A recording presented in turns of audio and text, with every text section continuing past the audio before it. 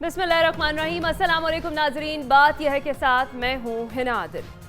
नाज़रीन, पीछे मुड़कर देखते हैं तो जैसे पछतावों की एक आंधी है जो किसी के काबू में नहीं। अजब मंजर है कि जमहूरियत के दाई इस बात से खौफजदा हैं कि जमहूर की हुक्मरानी कैसे होगी। आइन पसंद इस बात पर परेशान है कि आइन के लिबादे में कहीं गैर आइनी न पनप जाए। आज़ादी इजहार के ख़्वाहां इस बात पर फिक्रमंद कि इल्ज़ाम, बहतान और झूठ को किस आज़ादी का नाम दिया जाए। आइन के मायनी कब बदले, जमहूरियत ने फस्तायत की राह कब हमवार की और इजहार की आज़ादी महज इल्ज़ाम तराशी की सनत कब बन गई। इसका इल्म रियासत को तब हुआ जब वो खुद यरगमाल बनी। अब आगे का रास्ता कौन मुतय्यन करेगा? बेहतर है कि पहले बेहाल मईशत का हाल ठीक किया जाए, आइन में अवाम के रिलीफ की शिक डाली जाए या उस पर अमल किया जाए। आज की बात यह है कि इलेक्शन कमीशन ने जनवरी 2024 के आखिरी हफ्ते में आम इंतखाबात करवाने का ऐलान कर दिया। इसके साथ ही पाकिस्तान पहुंचने के बाद शहबाज शरीफ की कुछ अहम मुलाकातें और 48 घंटों बाद ही फिर लंदन वापसी। क्या वो नवाज शरीफ के लिए कोई अहम पैगाम लेकर रवाना हुए हैं? दूसरी तरफ IMF ने पाकिस्तानी अवाम की तर्जुमानी करते हुए कहा कि अमीरों से मजीद टैक्स लिए जाएं और गरीबों को तहफ़्फ़ुज़ दिया जाए। इन तमाम मामलात पर आज हम बात करेंगे। हमारे साथ मौजूद हो वागा साहब, रिजवान रजी साहब, सलमान आबिद साहब, नज़ीर लगारी साहब और हमें ज्वाइन करेंगे कंवर दिलशाद साहब। आगाज़ आपसे करूँगी नसीर वागा साहब, बिलाखिर तारीख दे दी गई है, ऐलान कर दिया गया है कि जनवरी के आखिरी हफ्ते में आम इंतखाबात करवाए जाएंगे। किस कदर खुशाइन समझते हैं? कह देना कि कुफर टूटा खुदा खुदा करके। कितने लोग बार बार ये बातें कर रहे थे कि आखिर कोई तो तारीख इलेक्शन कमीशन ऑफ पाकिस्तान दे दे।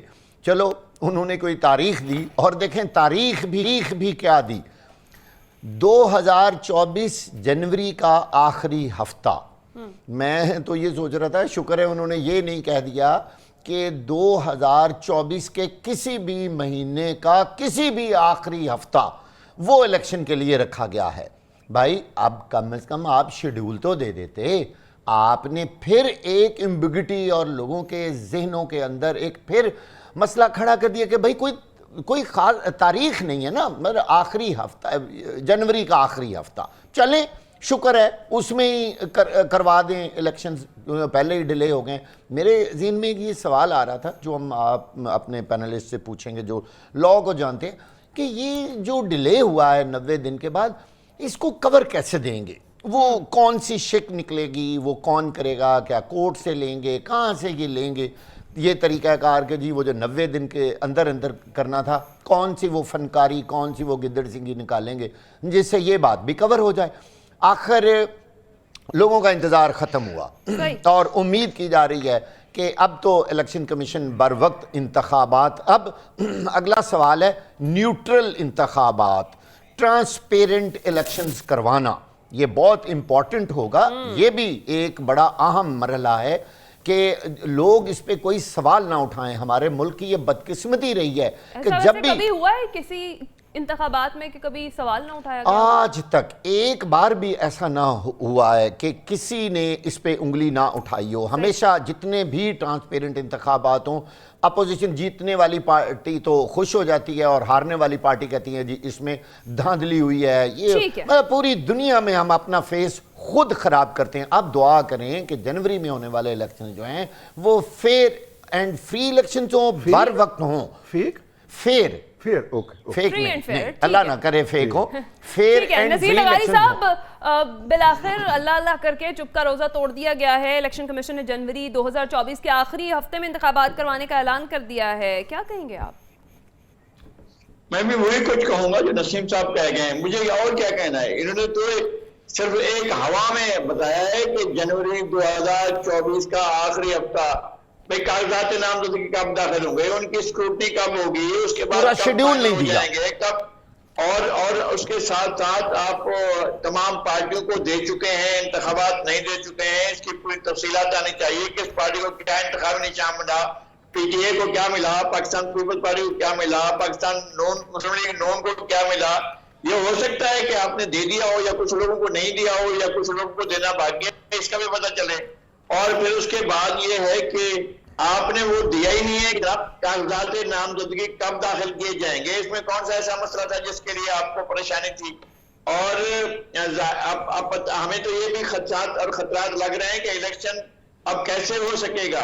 ایک طرف سے آپ کے ٹرک آ رہے ہیں پورے کاغذات کو اٹھا کر اور پھر جو ہے نئے سرے سے مقدمات بھی چلنا شروع ہوں گے. نیب کو پھر ایکٹیویٹ کیا جا رہا ہے اور نیب کا مطلب ہمیشہ سے جب سے سیف الرحمان کے پاس تھا ایک وہ اکاؤنٹیبلٹی بیورو تھا, پھر یہ جو ہے پورا نیب بن گیا اور نیب جو ہے وہ ایک بیورو بن گیا, نیشنل اکاؤنٹیبلٹی بیورو بن گیا ہے.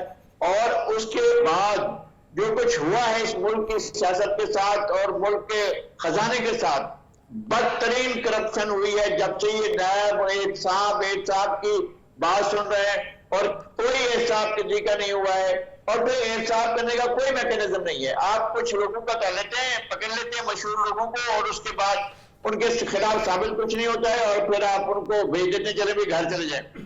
لوگوں کو بہت عرصہ جیل میں بھی رکھتے ہیں. لیکن اعتراض کا تمام اداروں کا, تمام سروسز کا, تمام افراد کا, تمام اس ملک کے رہنے والے لوگوں کا ایک صاف ٹرانسپیرنٹ ایک صاف جو ہے وہ اس بات کی یقین دہانی کرائے گا کہ آگے کون لوگ جائیں گے الیکشن کے اندر. اگر آپ ایک صاف کر رہے ہیں اور اگر اس الیکشن کو مینوپولیٹ کرنے کے لیے ہو رہا ہے, اگر اس الیکشن کے پیشگی نتائج حاصل کرنے کے لیے ہو رہا ہے, اگر اس الیکشن کے اندر جو ہے وہ دودھ کے اندر جو مینگنین ڈالنے کے لیے ہو رہا ہے تو پھر مرضی آپ کے جس طرح چاہیں الیکشن کرا دیں. صحیح. رضی صاحب, کسی حد تک تو کلیئرٹی آئی, جو ایمبیگوٹی تھی کہ انتخابات کب ہوں گے, بالآخر یہ تو پتہ چل گیا کہ ایک جو جنوری کا آخری ہفتہ ہے 7 دن ہے, 7 دنوں میں سے کبھی بھی الیکشن تو ہو جائیں گے. دیکھیے میں اس کی طرف جانے سے پہلے نا, آج ایک بہت امپورٹنٹ دن ہے, آج 21 سپٹمبر ہے اور آج بر صغیر کے اندر آزادی کے ایک بہت بڑے مجاہد جو کہ میرے اس جگہ سے ہیں جو میرے برتھ پلیس ہے ساہیوال سے, رائے احمد خان کھرل جو ہیں وہ شہید کیے گئے تھے. تو میں نے کہا ذرا تذکرہ ہو جائے رائے صاحب کا. میجر برکلے جنہوں نے ان کو شہید کیا تھا, میں وہ بھی بعد میں ایک تھپڑ لگنے سے جب لوگوں نے ریئیکٹ کیا تو ان کو ایک تھپڑ مارا گیا, وہ وہیں پہ مر گئے.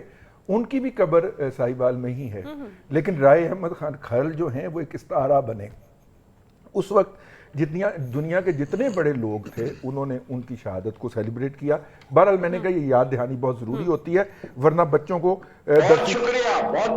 درسی کتب کے اندر ایسی تاریخ پڑھا دی جاتی ہے جس کا ریالٹی سے کوئی تعلق نہیں ہوتا. بالکل صحیح کہہ رہے ہیں. اچھا, اب آ جائیے جو آپ نے سوال کیا تھا.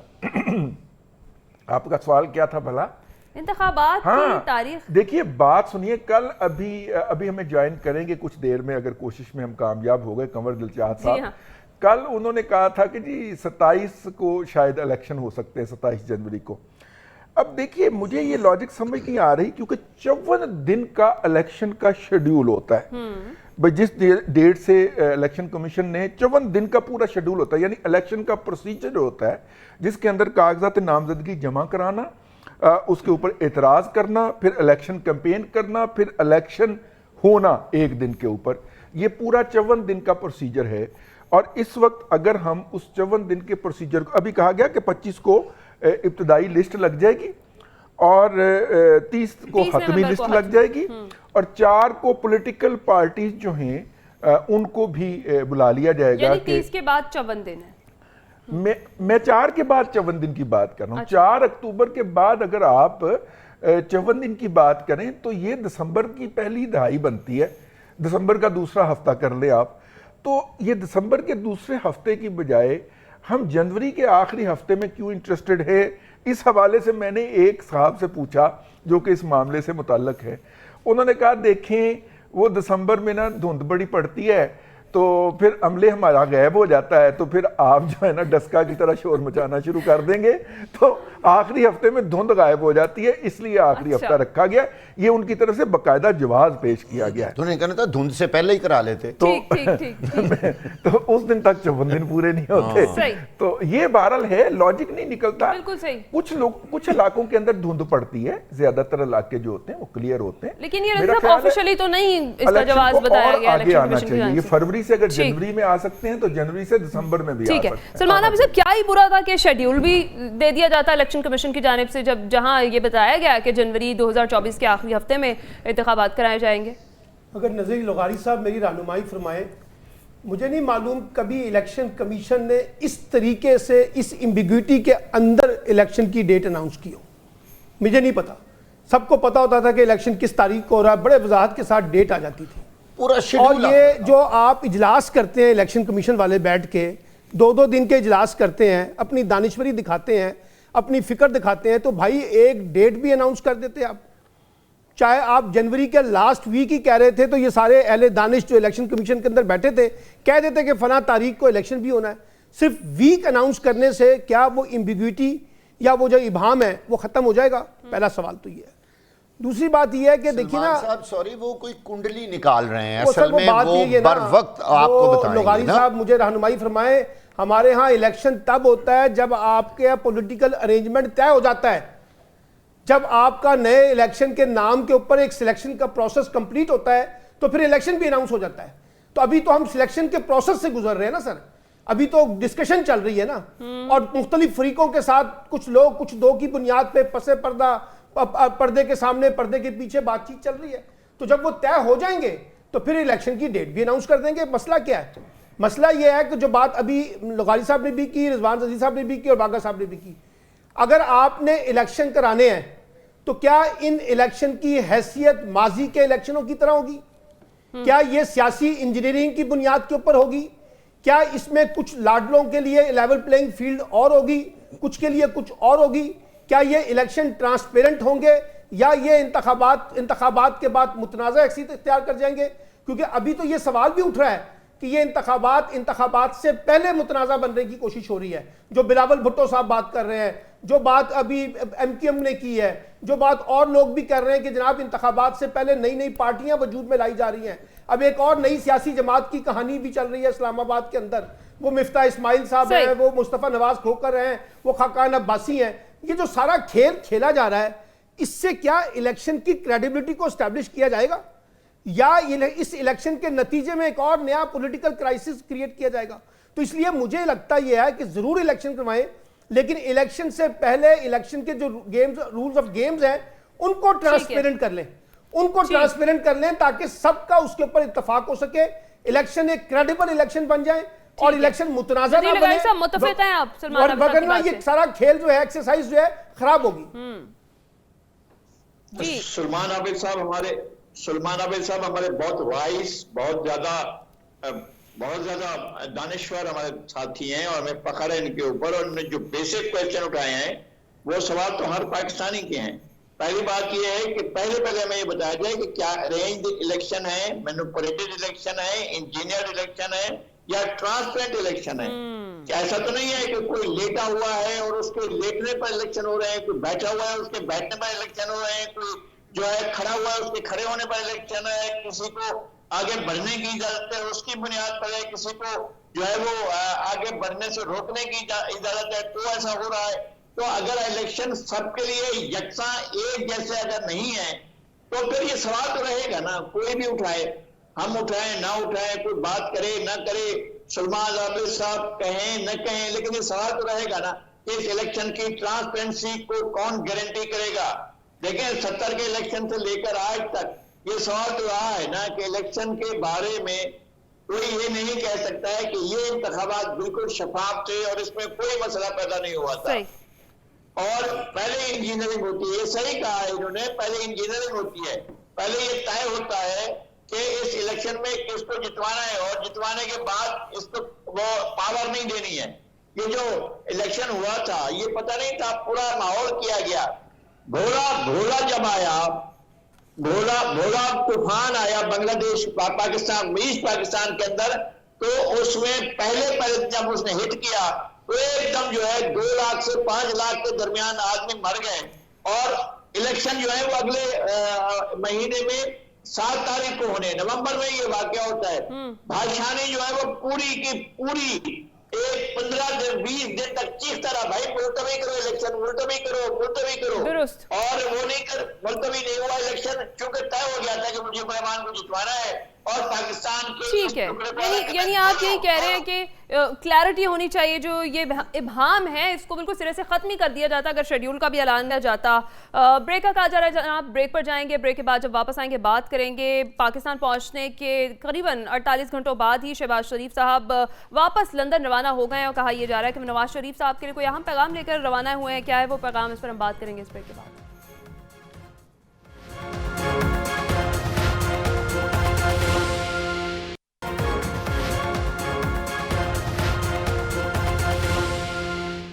वेलकम बैक नाज़रीन। ब्रेक पर जाने से पहले हम बात कर रहे थे पाकिस्तान पहुंचने के बाद शहबाज शरीफ साहब 48 घंटों के अंदर अंदर फिर से वापस लंदन रवाना हो गए हैं और कहा यह जा रहा है कि नवाज शरीफ साहब के लिए कोई अहम पैगाम लेकर रवाना हुए हैं। इसके साथ ही मरीम नवाज साहिबा भी लंदन रवाना हो चुकी हैं। नवाज शरीफ साहब की वतन वापसी पर इस वक्त हलचल है और एक जो शोर है ज़बान ज़देआम होने लगा है वो ये कि इलेक्शन की तारीख का ऐलान के बाद मुस्लिम लीग नून में धड़ाबंदियों का शोर बरपा है। रज़ी साहब कुछ रोशनी डालेंगे, क्या वाकई ऐसा है, ये खबर सच है?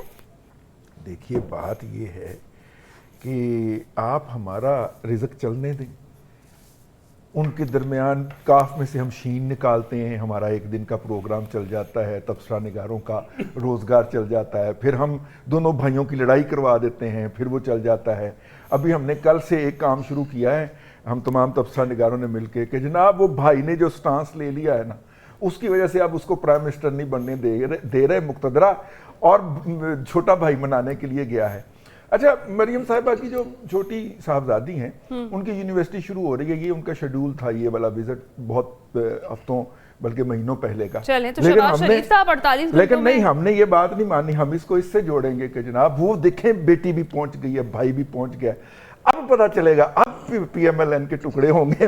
और मजे की बात ये है कि जो काफ में से शीन निकाला करते थे, ख्वाजा आसिफ साहब सीनियर क़यादत ऑलरेडी वहां पर है, अहम बैठक होगी फिर पार्टी की। आजकल खुद अंदर हुए पड़े जी, तो जो काफ में से शीन निकाला करते थे, लेकिन बहरहाल मुनासिब नहीं है, उन्हें जहाँ पे भी गिरफ्तार किया गया उनको अदालत में पेश किया जाना चाहिए। अगर वो गिरफ्तार हैं और अगर वो अगवा हैं तो रियासत का ये फ़र्ज बनता है कि उनको रिकवर करके फिर भी जो है वो पेश करे। एनी हाउ, देखिए, पाकिस्तान की सियासत के अंदर ना, पाकिस्तान के जो इलेक्शन होते हैं ना, वो इस तरह के परफॉर्मेंस तो है कोई नहीं हमारी किसी भी पार्टी की।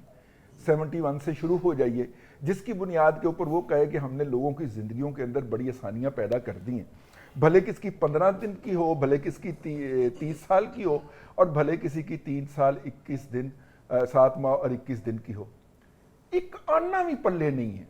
तो लिहाजा वो फिर गिमिक जनरेट करते हैं, वो ऑप्टिक्स क्रिएट करते हैं ताकि अपने वोटर्स का दिल मोह लिया जाए, मजलूमियत सेल करने की कोशिश करते हैं। मैं एक से ज़ायद मरतबा पहले भी अर्ज कर चुका हूँ। और तीनों पार्टियों के अंदर जो है वो मजलूमियत का मुकाबला है।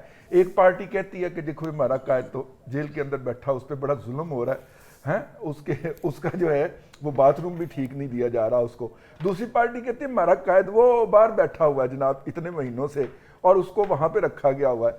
और तीसरी पार्टी कहती है हमारे तो शोहदा जो हैं वो दफन है। यानी तीनों पार्टियां मजलूमियत के ऊपर इलेक्शन लड़ना चाह रही हैं। ऐसे के अंदर, ऐसे माहौल के अंदर फिर आपको ऑप्टिक्स जनरेट करना होते हैं जो वो कर रहे हैं, और हम उनके मकासद की तकमील कर रहे हैं कि उनकी हर हरकत को कोई जो उनसे मोहब्बत करता है वो उनको एक मानी पहुंचाता है, मेरा सलमान आबद भाई दूसरा मानी पहनाता है, और फिर इस तरह गुलशन का कारोबार चलता है, लोग मीडिया देखते हैं। अल्लाह अल्लाह खैर सल्ला। ठीक है, नज़ीर लगारी साहब क्या देख रहे हैं आप नवाज शरीफ साहब की वतन वापसी से जो नून लीग की खोई हुई साख है वो बहाल हो जाएगी? तो ये कि वो वापस आए, ये बहुत हो गया, शेर आ रहा है, शेर आ रहा है, शेर आकर आ ही जाएगा। तारीख का ऐलान कर दिया गया अब तो जी, तारीख का ऐलान कर दिया गया, उस तारीख पर आएंगे। और पाकिस्तान में बहुत सी चीजें हैं जो उनसे मुंसलिक हैं, उनसे मरबूत हैं, उनसे वास्ते में है। मतलब ये है कि उन्हें सजा हुई है और अभी तक वो सजा खत्म नहीं हुई है, किसी कोर्ट अबला ने खत्म नहीं की है। अच्छा, इन्होंने प्रोसेस भी नहीं किया है कि क्या करना है आगे, ना तकाजा की तरफ से किया गया है, ना डिफेंस की तरफ से किया गया है। चले भी कोर्ट में चले जाएं और कहें कि जनाब ये केस गलत है, झूठा है, और इसको खत्म किया जाए या इसकी अपील सुनी जाए। फिर ये कि अगर मफरूर है तो मफरूर की हैसियत में कैसे होंगे, फिर मफरूर होने की हैसियत कब खत्म होगी, फिर अगर बेल पर आते तो बेल कैसे हो जाएगी, आप कोर्ट के अंदर सबमिट किए बगैर कैसे बेल हासिल कर सकेंगे। बहुत से सवालात हैं, हम चाहते हैं वो भारत हमारे मुल्क के अंदर क्या है, बाकी यही कुछ है आपके पास। और हम अगर फरिश्ते कहीं से तलाश करेंगे तो हमें फरिश्ते तो मिलेंगे नहीं और ना भेजे जाएंगे। आपके पास लीडर यही है, आप इमरान खान है, उनको जाहिर वो जेल में बैठे हुए हैं और जेल से वो बाहर नहीं आ सकेंगे। और उसके बाद यही इमरान अपना जनाब नवाज शरीफ साहब है, वो मुल्क से बाहर हैं।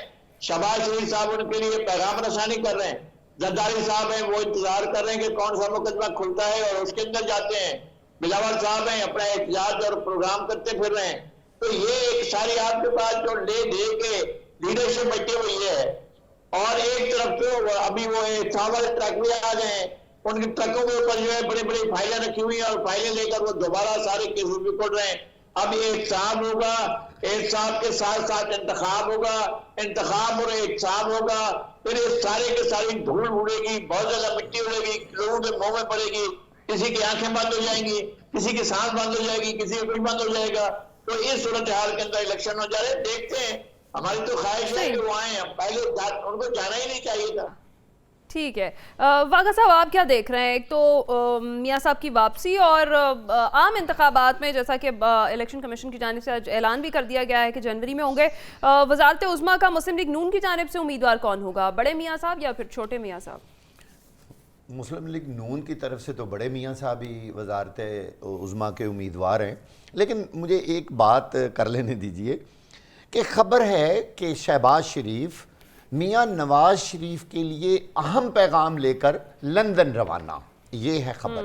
اچھا, یہ کس کا اہم پیغام ہے اس کے بارے میں کوئی بندہ نہیں بتا رہا, اور مریم بھی روانہ, مریم بھی روانہ.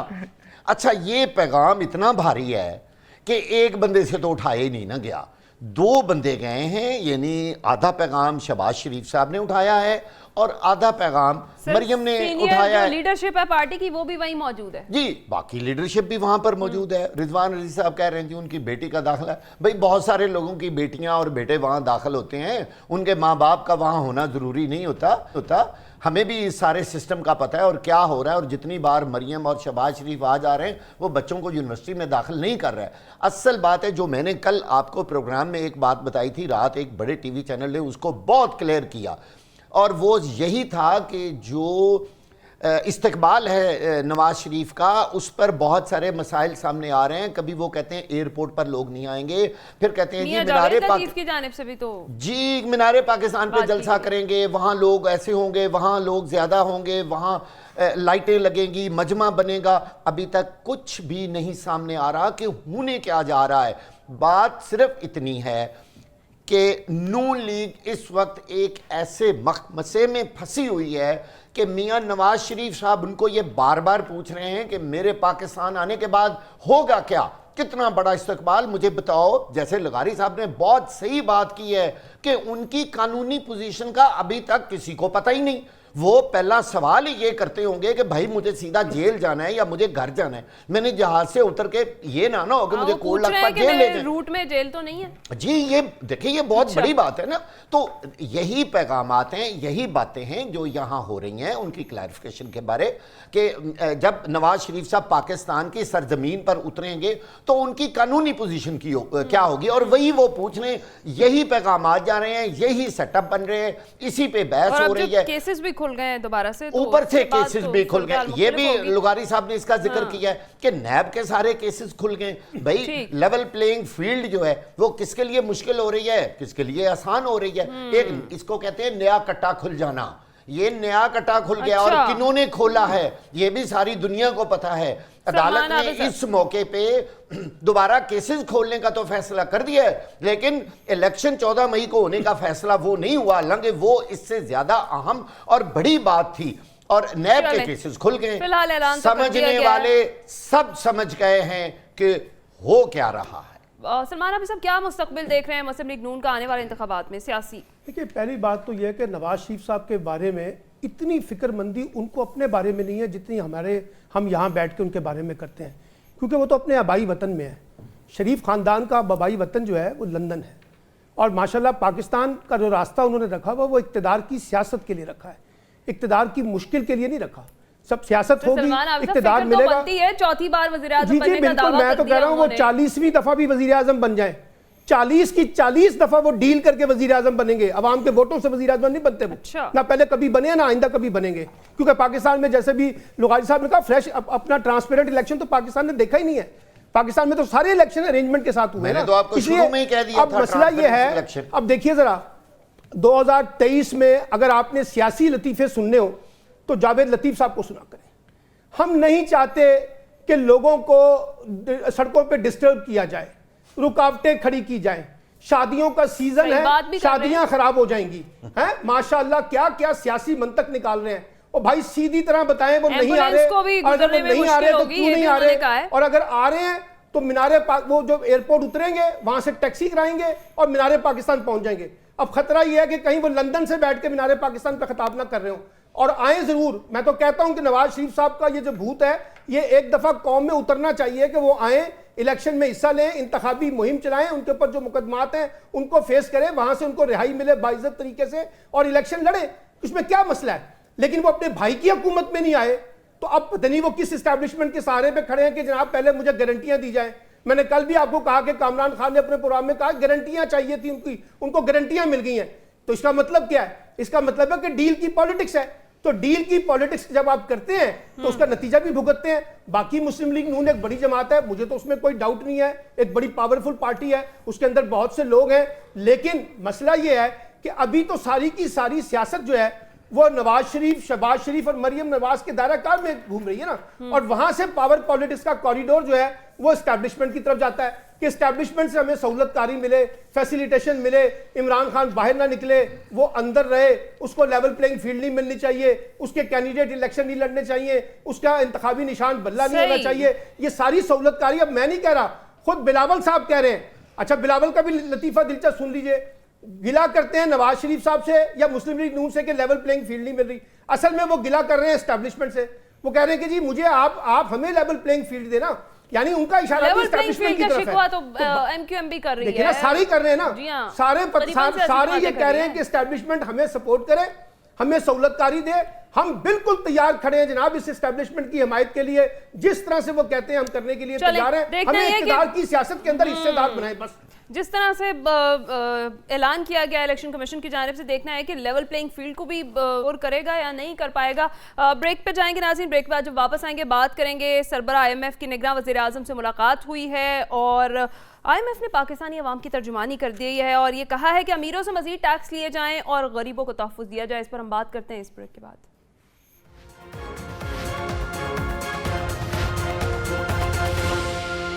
ویلکم بیک ناظرین. بریک پر جانے سے پہلے ہم بات کر رہے تھے سربراہ آئی ایم ایف کی نگراں وزیر اعظم انوار اللہ کاکڑ سے ملاقات ہوئی ہے اور ملاقات میں سربراہ آئی ایم ایف نے یہ کہا ہے کہ ہم صرف پاکستان سے یہ کہہ رہے ہیں کہ امیروں سے مزید ٹیکس لیے جائیں اور غریبوں کو تحفظ دیا جائے، انہیں ریلیف دیا جائے.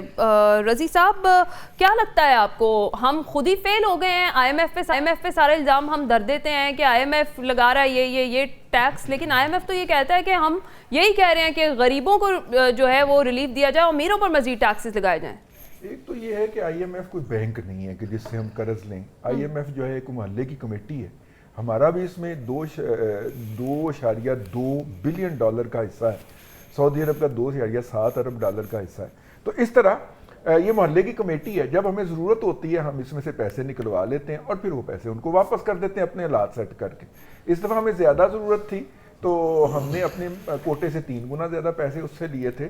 اور اس کے اوپر سروس چارجز ہوتے ہیں، انٹرسٹ نہیں کہا جاتا اس کو، یا انشورنس چارجز ہوتے ہیں. پہلے تو یہ بات اس کی میں کلیریفائی کر لوں. دوسری بات یہ ہے کہ آئی ایم ایف ہمیں کچھ نہیں کہتا. آئی ایم ایف کے پاس ہم جب جاتے ہیں کہ دیکھیے ہماری جو لین دین کے معاملات ہیں وہ ڈسٹرب ہو چکے ہیں، تو آپ ہمیں ذرا گائیڈ کر دیجئے. تو وہ پھر ہمیں کہتا ہے کہ آپ کے پاس کیا حل ہے. ہمارا حل لکھتی ہے وزارت خزانہ بیٹھ کے، اس کے اوپر سیکرٹری خزانہ، گورنر اسٹیٹ بینک اور جو ہوتا ہے وزیر خزانہ، یہ سارے دستخط کرتے ہیں. پھر وہ لیٹر جاتا ہے ان کے پاس، آئی ایم ایف کے پاس، ان کا سٹاف اس کو دیکھتا ہے، پھر آپس میں نیگوسیشن کرتے ہیں. فائنلی جب وہ ایگری کرتے ہیں تو وہ لیٹر جاری کر دیا جاتا ہے آئی ایم ایف کی ویب سائٹ کے اوپر کہ یہ پاکستان ہمارے پاس آیا ہے، اس کو ان مسائل کا سامنا ہے اور یہ ہم نے اس کے ساتھ ایگری کیا ہے. اور پھر وہ پیسے ہمارے کھاتے میں ڈالتے ہیں اور وہ 3 سال کے لیے ہوتے ہیں. وہ ہمارے کھاتوں میں پیسے گھما کے انہیں بغیر سود کے واپس لے جاتے ہیں. یہ تو ہے اس کی ٹوٹل کہانی. یعنی آئی ایم ایف جو اقدامات ہم کہہ کے کہ آئی ایم ایف کی کنڈیشنلٹیز ہیں، وہ کنڈیشنلٹیز آئی ایم ایف نے نہیں لکھی ہوتی، وہ ہمارے بیوروکریٹ نے بیٹھ کے اسلام آباد کے اندر لکھی ہوتی ہیں کہ ہم یہ چیز مہنگی کر دیں گے، ہم یہ کر دیں گے، ہم وہ کر دیں گے. انہوں نے صرف نوک پلک درست کروائی ہوتی ہے کہ دیکھ لو اس بات پہ قائم رہنا ہے، اس بات پہ قائم رہنا ہے، مکر نہ جانا. جب ہم اپنی دی گئی کمٹمنٹ سے پیچھے ہٹتے ہیں یا ہٹنے کی کوشش کرتے ہیں تو وہ ہماری لکھی ہوئی کمٹمنٹ ہمیں دکھاتے ہیں کہ دیکھیں آپ نے ہمیں لکھ کے دیا تھا اور آپ کے سب سے رسپانسبل لوگوں نے اس کے اوپر دستخط کیے ہوئے ہیں، آپ اس سے کیسے بیک آؤٹ کر سکتے ہیں؟ اصل میں یہ ہے آئی ایم ایف، ہمارے حکمران اپنی نالائکی کو آئی ایم ایف کی کنڈیشنلٹیز کہہ کے ہمارے اوپر مزید دباؤ ڈالتے رہتے ہیں اور یہ نہیں مانتے کہ ان کو گورننس کا کچھ نہیں پتا، وہ ریفارمز نہیں کر سکے، وہ سسٹمز کو صحیح طرح سے امپلیمنٹ نہیں کر سکے، یہ وہ نہیں مانتے۔ نذیر لغاری صاحب، نگراں وزیر خارجہ جو ہیں جلیل عباس جیلانی صاحب، وہ یہ کہتے ہیں کہ عالمی منڈی میں تیل مہنگا ہونے سے ملک میں پیٹرولیم مصنوعات کی قیمتیں بڑھی ہیں، تو جب عالمی منڈی میں پیٹرول سستا ہوتا ہے تو تب ملک میں قیمتیں کم کیوں نہیں ہوتی؟ بلکہ جب اس وقت کہا جا رہا ہوتا ہے کہ آپ مفت میں اٹھا لیں، آؤ جائیں اور مفت اٹھا لیں، یہ تو ہوا تھا نا، لیکن کہا کہ نہیں بھائی بین لگا دو۔ جب وہاں پر دنیا میں تیل ضائع کیا جا رہا تھا اس وقت ملک میں بین لگوایا، اور ایک چیز ہوتی ہے پاکستان کے اندر پیٹرول مافیا، ایسی بہت سی ہیں، چینی مافیا، پیٹرول مافیا، گندم مافیا، آٹا مافیا، فلاں مافیا، فلاں مافیا، اور مافیا کا مطلب یہ نہیں ہوتا ہے کہ کچھ لوگ ہیں جو جرائم پیش آئے، نہیں بھائی، سارے شریف ہوتے ہیں، اشراف ہوتے ہیں، کاروباری ہوتے ہیں، اور ان کو اداروں کا، محکموں کا، وزارتوں کا اور مختلف قسم کے انفورسنگ، لا انفورسنگ کے اداروں کا سب کا تحفظ اور پشت پناہی حاصل ہوتی ہے، تب جا کر یہ مافیا بنتی ہے۔ مافیا یہ تھوڑی ہے کہ آسمان سے ٹپکتی ہے، زمین میں ہوتی ہے، ہمارے سامنے ہوتی ہے، وہ کبھی گاڑیوں کی قیمتیں بڑھا دیتی ہے، کبھی پیٹرول کی قیمتیں بڑھا دیتی ہے، اور یہ ان میں طے کیا ہوتا ہے۔ اصل بات یہ ہے کہ ہم سے انڈائریکٹ ٹیکس پاکستان کا کون سا ایک ایسا آدمی ہے جو ٹیکس نہیں دیتا ہے؟ جو روٹی کھاتا ہے وہ روٹی کے نوالوں پر ٹیکس دیتا ہے، جو پانی پیتا ہے وہ پانی کے گھونٹ پر ٹیکس دیتا ہے۔ اب تو آپ آکسیجن پہ سائنس لانے کے بھی ٹیکس لگانے والے ہیں۔ یہ صورتحال ہے، کون سا ایسا ٹیکس ہے جو بھیک مانگتا ہے نہ ٹیکس دیتا ہے؟ ٹیکس دیتے ہیں آپ ہم سے انڈائریکٹ ٹیکس کے ذریعے سب کچھ وصول کر لیتے ہیں، اور کہاں نہیں ہے؟ جو غلام داری سسٹم ہے، جو غلام دار ہے وہ ٹیکس نہیں دیتے ہیں، جاگیرداری سسٹم ہے، جو جاگیردار ہے وہ ٹیکس نہیں دیتے، قبائلی سسٹم ہے، جو قبائلی سردار ہیں وہ ٹیکس نہیں دیتے ہیں، کرپٹ سرمایہ دار نظام ہے، کرپٹ سرمایہ دار پیسہ وہ نہیں دیتے ہیں، آپ کو ٹیکس نہیں دیتے ہیں۔ آپ کے پاس کون سا نظام ہے جو آپ کو ٹیکس ڈیلیور کرتا ہے؟ کہیں سے بھی آپ کو وہ ٹیکس نہیں دیا جاتا۔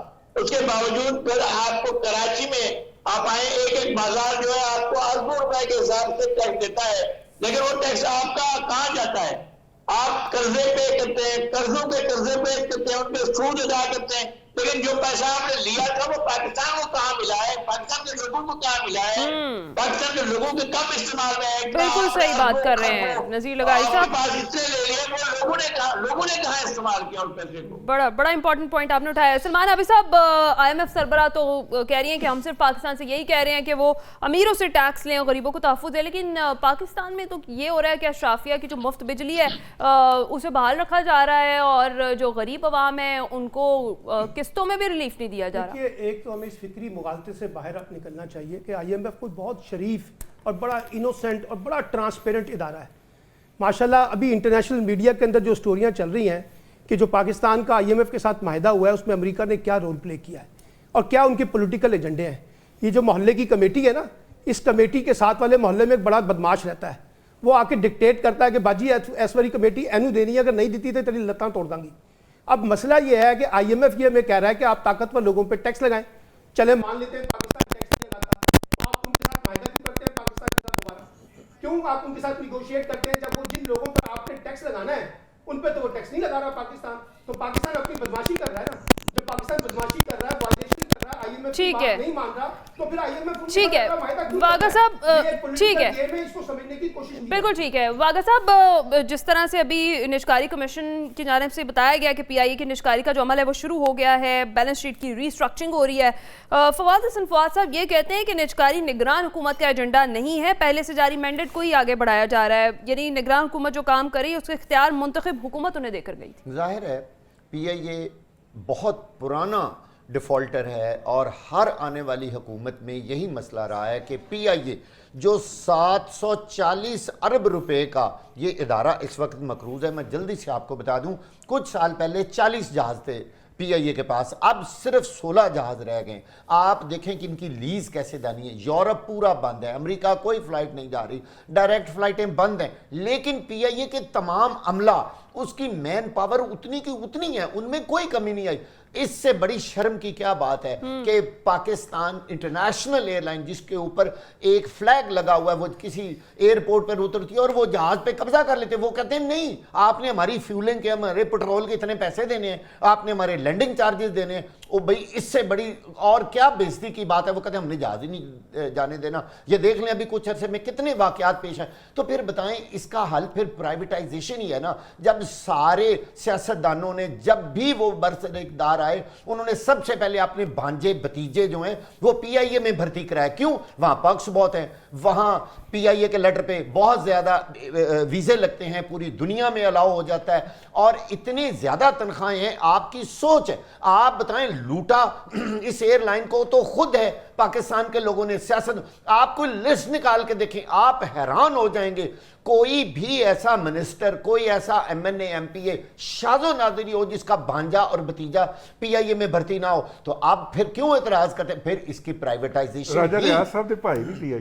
جی بالکل بالکل. وہ ایک اور جو نون لیگ کے پائلٹ ہیں, نون لیگ کے جو مشاہد وفات اللہ پا صاحب گئے, مرحوم مشاہد اللہ صاحب, مشاہد اللہ صاحب کے 2 سکے بھائی, وہ پاکستان ایئر لائن کے بالکل ٹھیک کہہ رہے ہیں. بھٹو صاحب نے بھرتی کیا تھا, ان کے دونوں بھائی یعنی سب نے مل کر لوٹا ہے. پرائم پوسٹنگ پہ رہے ہیں. پینلسٹ جو تھے وہ اپنی رائے کا اظہار کر چکے ہیں. ناظرین, IMF نے تو یہ ہے پاکستانی عوام کی ترجمانی کرتے ہوئے کہ ٹیکس امیر کو ریلیف غریب کو دیں. نہ جانے کب ہمارے ترجمان اس پر عمل کریں گے. آج کے پروگرام سے اتنا ہی. اپنا خیال رکھیے گا, فیڈ بیک ضرور دیجیے گا. اللہ حافظ.